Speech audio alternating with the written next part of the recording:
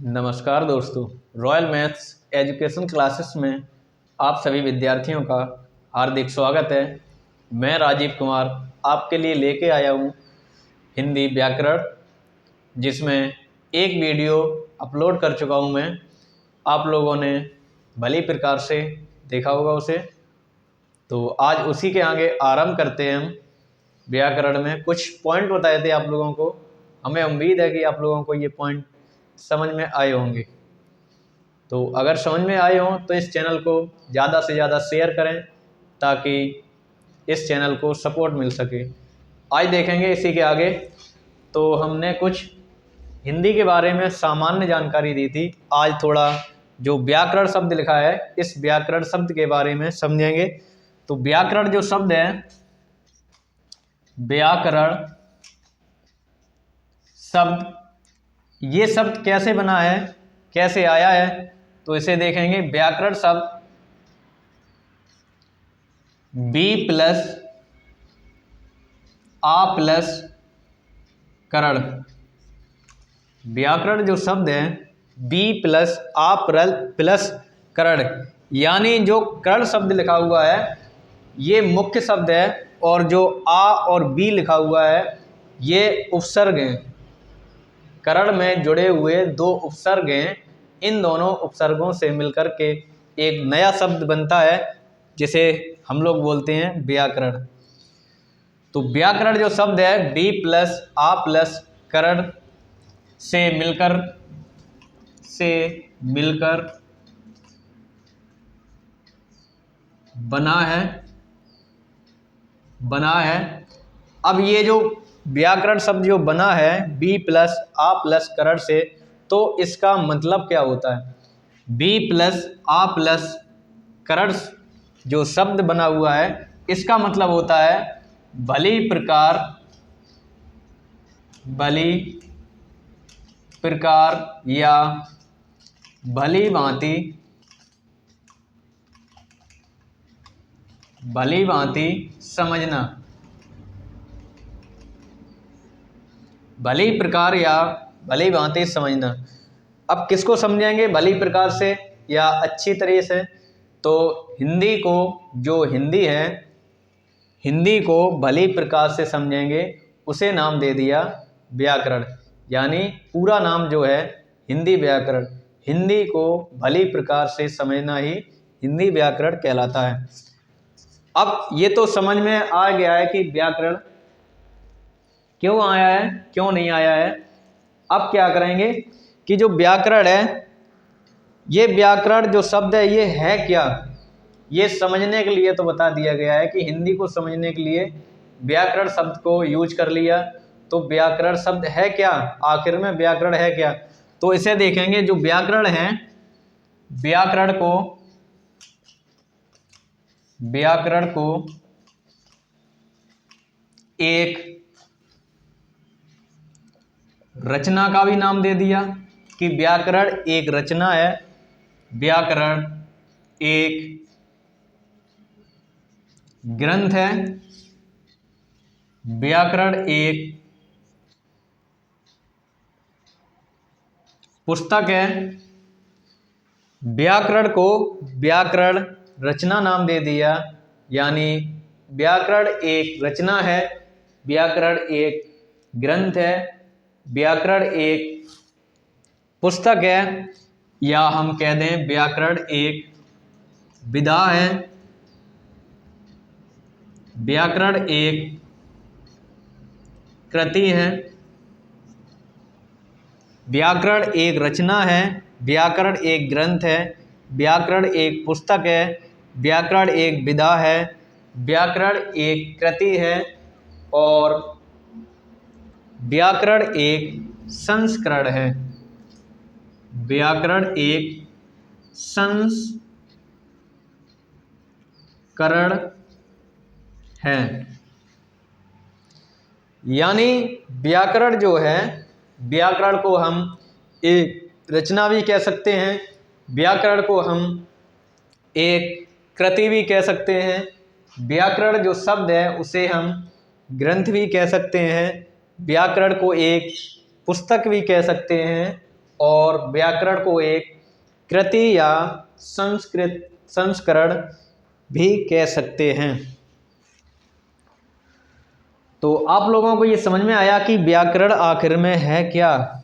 व्याकरण जो है वह एक भली प्रकार से समझना, यानी हिंदी को भली प्रकार से समझना या अंग्रेजी को भली प्रकार से समझना, इसी को कह देते हैं व्याकरण। तो इतनी बात आप लोगों को समझ में आई होगी। अब इसके आगे चलते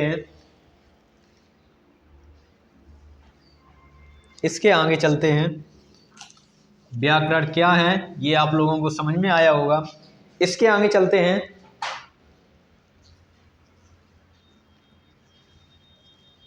अब व्याकरण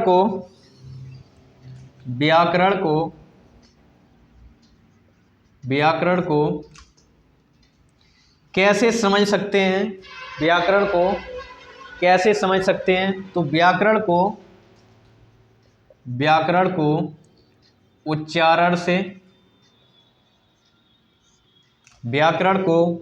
उच्चारण से समझ सकते हैं।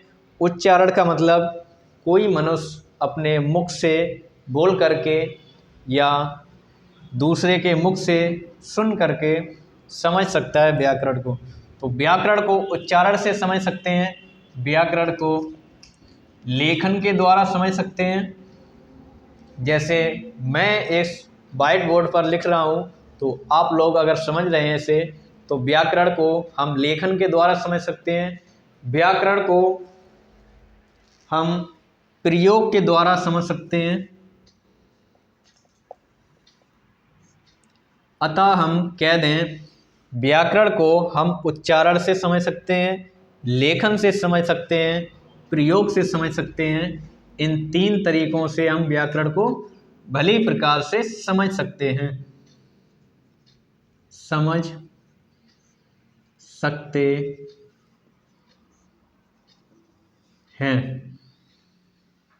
इतनी बात आप लोगों को समझ में आई होगी। अगर समझ में आई हो तो आप लोगों से मेरा आग्रह है कि इस चैनल को ज़्यादा से ज़्यादा सपोर्ट करें और इस वीडियो को लाइक भी कर दें। अब आगे बात करते हैं व्याकरण के अंगों को। तो व्याकरण के 3 अंग होते हैं।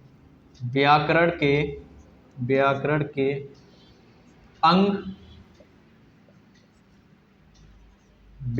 के अंग हम कह सकते हैं व्याकरण के 3 अंग होते हैं। अंग कह लें या उसके वर्ग कह लें, या व्याकरण को 3 वर्गों में विभाजित कर सकते हैं, या व्याकरण के मुख्य 3 अंग होते हैं। अब ये जो 3 अंग हैं, यह कौन कौन से अंग होते हैं?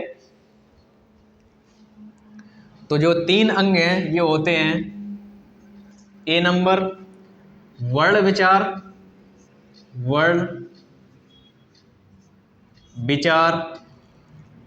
B नंबर वाक्य विचार और C नंबर वर्ण विचार, शब्द विचार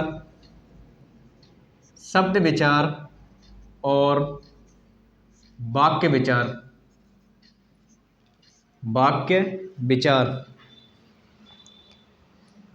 अभी हम लोगों ने व्याकरण को समझा कि व्याकरण जो शब्द है वो बी प्लस आ प्लस करण से मिलकर बना है, जिसका मतलब ये होता है कि व्याकरण को या हिंदी को भली प्रकार से समझना।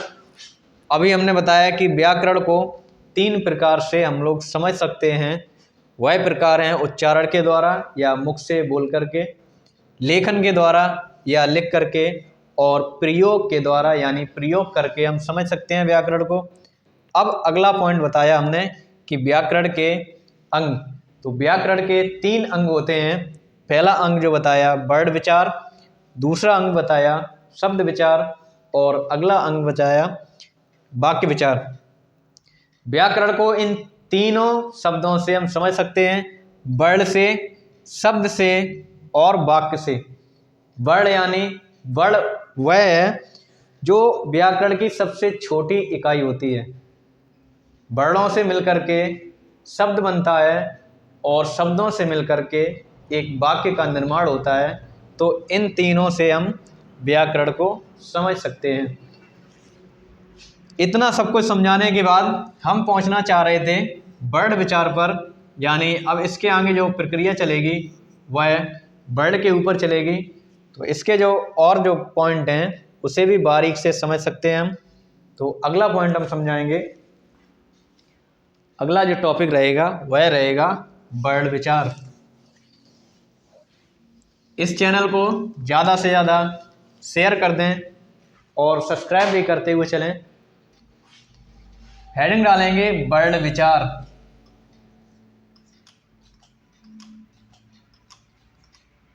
वर्ण विचार हेडिंग रहेगी वर्ण विचार।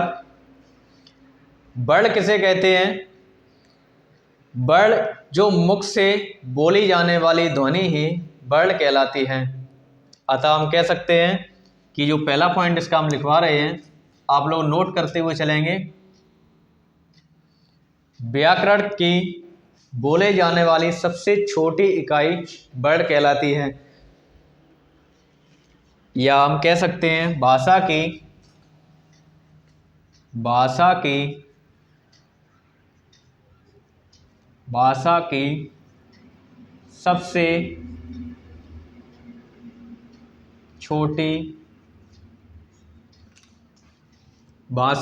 सबसे छोटी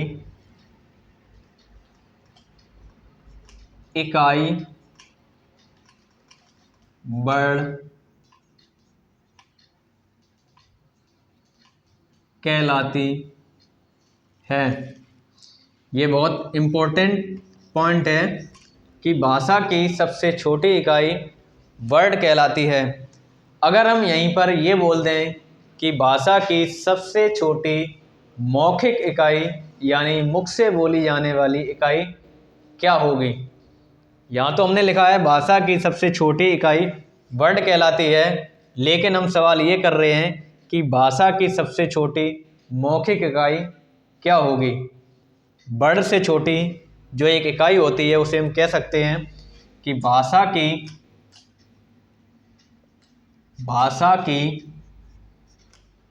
सबसे छोटी मौखिक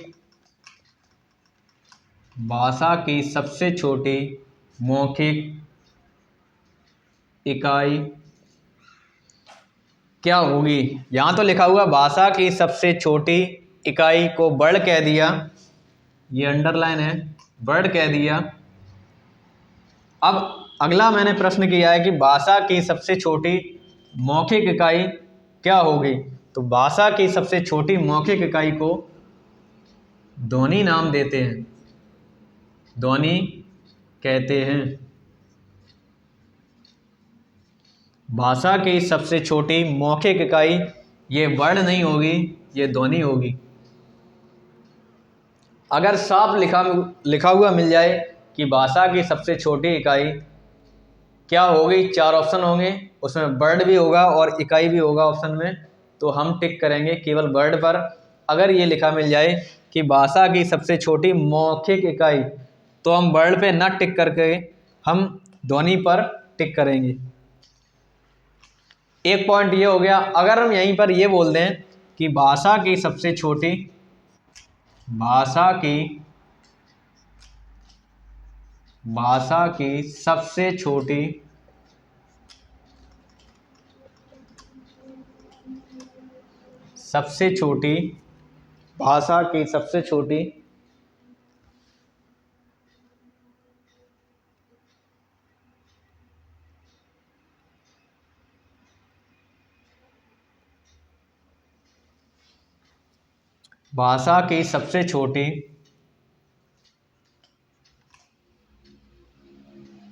उच्चारित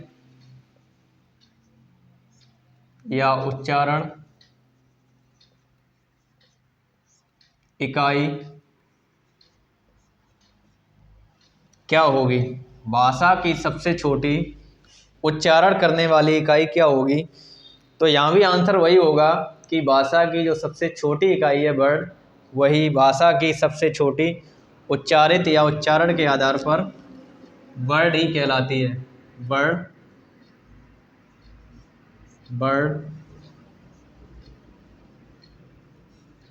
कहलाती है। भाषा की, अब यहाँ पर हमने 3 पॉइंट बताए हैं अभी तक और तीनों इम्पोर्टेंट हैं। यानी भाषा की सबसे छोटी इकाई वर्ड कहलाती है। अगला पॉइंट बताया कि भाषा की सबसे छोटी मौखिक इकाई ध्वनि कहलाती है। और अगला पॉइंट बताया हमने, भाषा की सबसे छोटी उच्चारण करने वाली इकाई वर्ड कहलाती है। आप लोग नोट कर लें।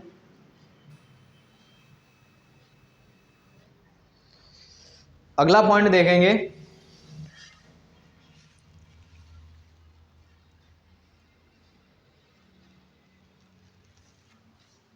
अगला पॉइंट ये है कि अर्थ के आधार पर भाषा की सबसे छोटी मौखिक इकाई क्या होगी?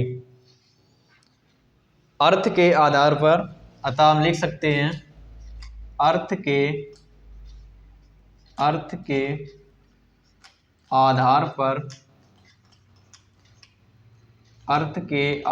पर भाषा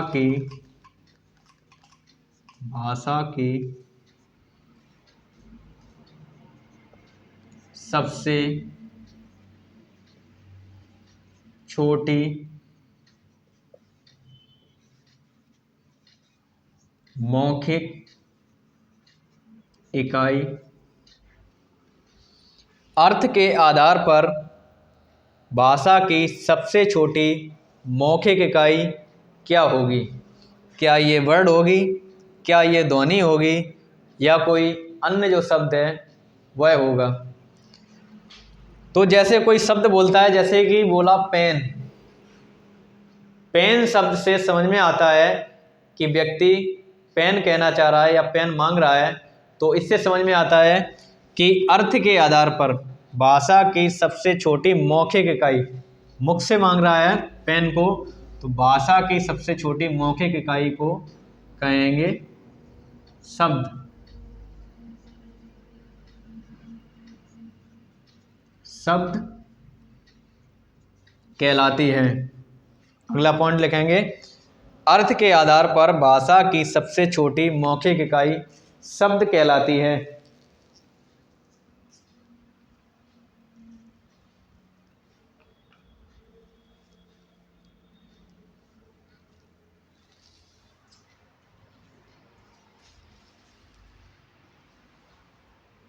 अगला पॉइंट रहेगा, अर्थ के आधार पर भाषा की सबसे छोटी मौखिक इकाई शब्द कहलाती है। अब ये तो पता चल गया है कि अर्थ के आधार पर भाषा की सबसे छोटी मौखिक इकाई शब्द कहलाती है। शब्द सबसे छोटी मौखिक इकाई है, लेकिन इससे भी बड़ी क्या कोई और इकाई है कि नहीं? तो अगर ये छोटी है तो कोई ना कोई तो इकाई बड़ी होगी, तो उसे भी लिखेंगे। अतः हम कह सकते हैं अगले पॉइंट में, अर्थ के आधार पर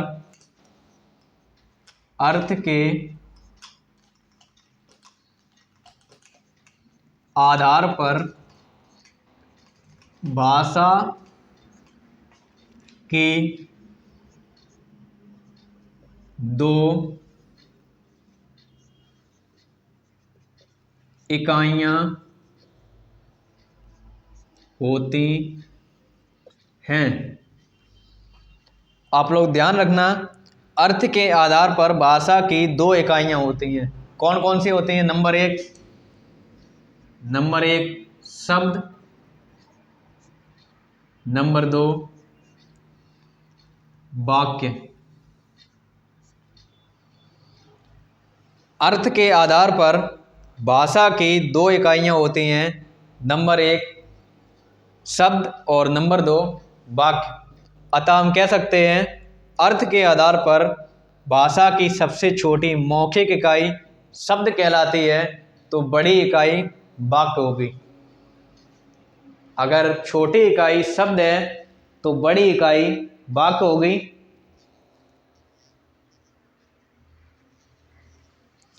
अब अगला पॉइंट लिखेंगे। अगला पॉइंट रहेगा भाव या भावार्थ के आधार पर, भाव या भावार्थ के आधार पर भाषा की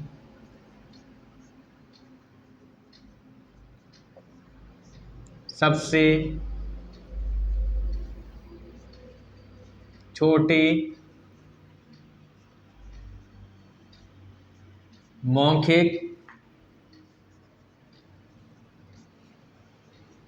इकाई। अभी हमने बताया आप लोगों को कि अर्थ के आधार पर भाषा की सबसे छोटी मौखिक इकाई शब्द कहलाती है। और अगले पॉइंट में हमने लिख दिया है भाव या भावार्थ के आधार पर भाषा की सबसे छोटी मौखिक इकाई क्या होगी। तो आप लोग नोट करेंगे, भाव या भावार्थ के आधार पर भाषा की सबसे छोटी मौखिक इकाई वाक्य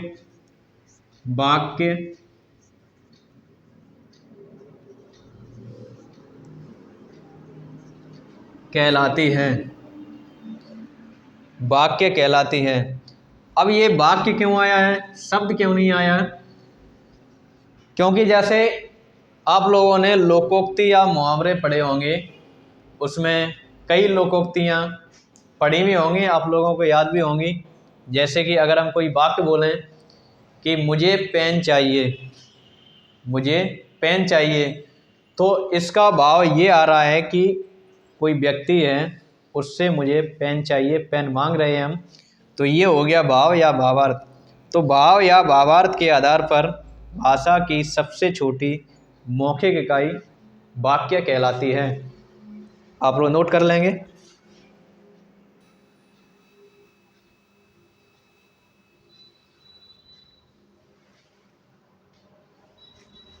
इसके बाद अगला पॉइंट देखेंगे।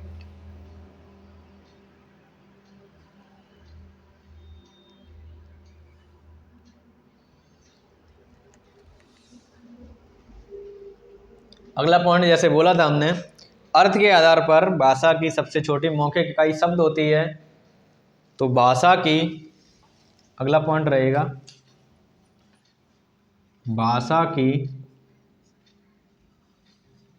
भाषा की सबसे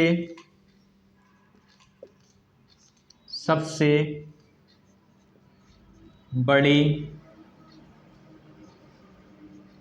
इकाई या अंग भी कह लें। भाषा की सबसे बड़ी इकाई या अंग वाक्य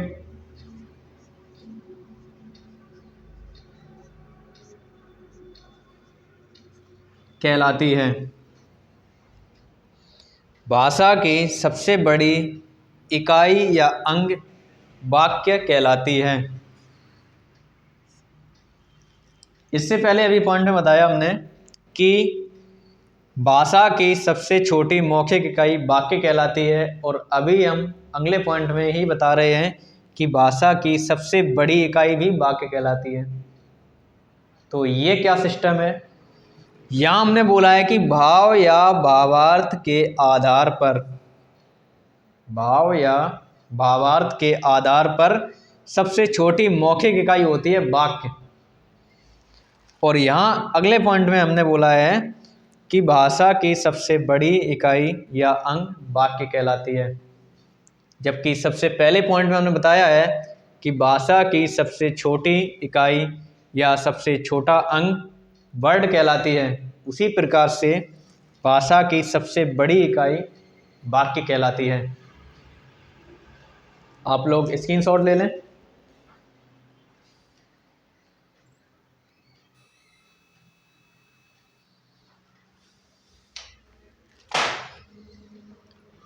तो मित्रों, आज के लिए इतना ही। मिलते हैं अगले वीडियो में। तब तक के लिए नमस्कार।